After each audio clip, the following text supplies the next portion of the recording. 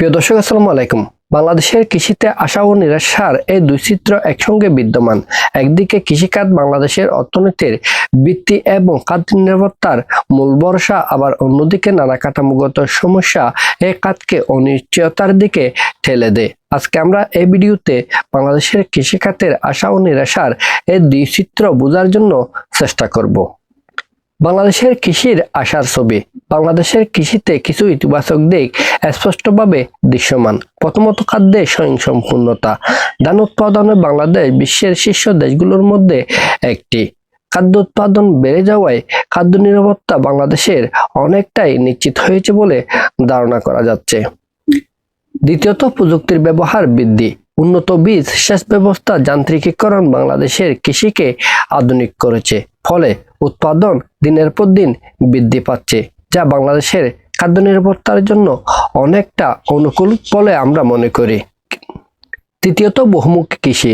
শুধু ধান নয়, সবজি, ফল, মাছ, পোল্ট্রি উৎপাদনে ব্যাপক অগ্রগতি হয়েছে। তাই কৃষি এখন বাণিজ্যিক খাতে রূপ নিচ্ছে, যা বাংলাদেশের জন্য আশার ছবি হিসেবে আমরা দেখতে পারি। চতুর্থত, রপ্তানির সম্ভাবনা। শাকসবজি, মাছ এবং প্রক্রিয়াজাত কৃষি পণ্যের আন্তর্জাতিক বাজারে দিনের পর দিন চাহিদা বৃদ্ধি পাচ্ছে। এই চাহিদাকে কাজে লাগাতে পারে বাংলাদেশ। পঞ্চমত, তরুণ প্রজন্মের আগ্রহ।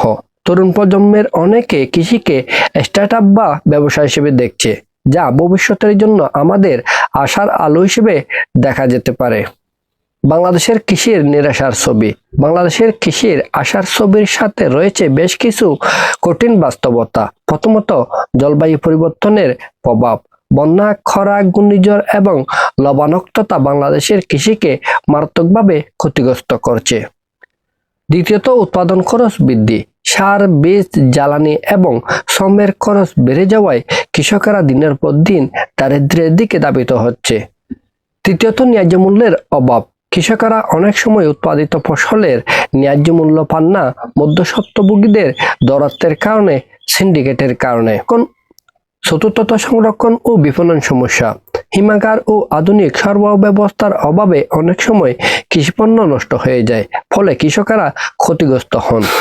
পরিশেষে কথা নির্দ্বিধায় বলা যায় যে বাংলাদেশের কৃষি একটি দ্বৈত বাস্তবতার মধ্য দিয়ে যাচ্ছে। একদিকে সম্ভাবনার উজ্জ্বল দিগন্ত, আবার অন্যদিকে টিকে থাকার সংগ্রাম।